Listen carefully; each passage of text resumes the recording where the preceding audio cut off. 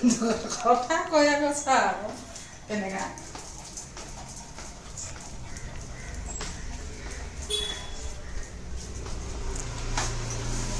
good evening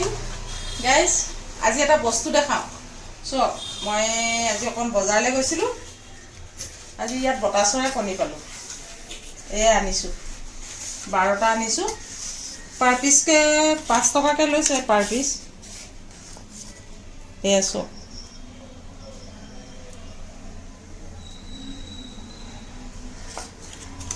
কণী খালে ভাল বোলে সকলো বহুত বেমাৰৰ কাৰণে হেৰি আৰোগ্য বুলি কয়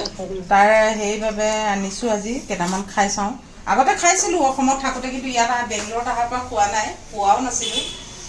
আজি পালোঁ লৈ আহিছোঁ খাই চাওঁ কেনেকুৱা হয় কি কথা আপোনালোকেও জনাম বাৰু তেতিয়া আপোনালোকেও খাব বহুতখিনি আৰোগ্য বুলি কয় চুগাৰৰ কাৰণে হেৰিৰ কাৰণে মোৰ বাৰু চুগাৰ নাই তথাপিও মানে বহুত বেমাৰৰ কাৰণে ভাল বুলি কয় খাই চাওঁ খাই জনাম আপোনালোককো তেতিয়া আপোনালোকেও খাব বেংগলোৰত বতা চৰাই কণী পাইছোঁ যে সেইটোৱে বহুত বাই